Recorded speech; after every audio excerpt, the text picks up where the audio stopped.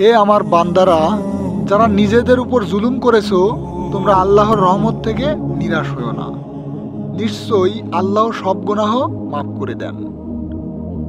প্রিয় দর্শক, আজ আমরা শুনবো এমন এক কাহিনী যা শুনে হয়তো আপনার চোখে পানি চলে আসবে।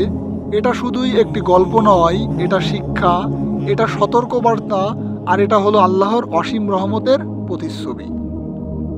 মদিনার এক প্রান্তে থাকতো এক যুবক, নাম তার সালিম। ছোটবেলায় সে ছিল খুবই সরল, মায়ের আদরের সন্তান।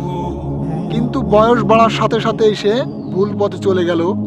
রাত দিন গুনাহে ডুবে যেত, নামাজ পড়তো না, হারাম কাজে লিপ্ত হতো। মায়ের চোখের পানি পর্যন্ত থামাতে পারেনি তার।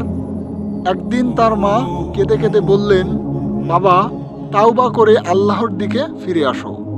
একদিন মৃত্যু এসে যাবে, তখন কেউ তোমাকে বাঁচাতে পারবে না।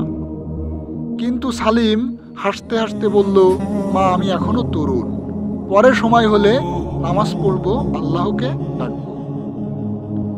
এক রাতে বন্ধুদের সাথে মদ্যপানে ডুবেছিল সালিম। ঠিক তখনই রাস্তার মাঝে দুর্ঘটনা ঘটে। গাড়ির আঘাতে গুরুতর আহত হয়ে রক্তাক্ত অবস্থায় পড়ে থাকে সে। বন্ধুরা পালিয়ে গেল, চারপাশে কেউ নেই। এক বৃদ্ধ এসে বললেন, বাবা, কালিমা পড়ো, বলো লা ইলাহা ইল্লাল্লাহু মুহাম্মাদুর রাসূলুল্লাহ। সালিম চেষ্টা করলো, ঠোঁট কাঁপছিল, কিন্তু জিহ্বায় কালিমা আসছিল না, বরং তার জিহ্বায় আসছিল গান আর অশ্লীল কথা। সালিম কেঁদে ফেলল, হাই, কেন আমি আল্লাহর দিকে ফিরে যাইনি। ওই খবর পৌঁছালো তার মায়ের কাছে। মা ছুটে এলেন হাসপাতালে। ডাক্তার বললেন, অবস্থা খুব খারাপ, বেশি সময় নেই।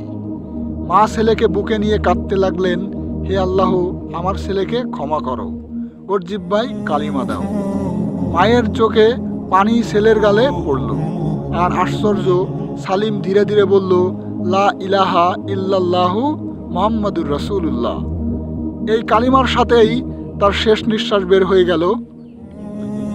প্রিয় দর্শক, কাহিনীটি আমাদের কি শিক্ষা দিল? কখনো গুনাহকে হালকা ভেবো না। মৃত্যু যে কোনো সময় আসতে পারে।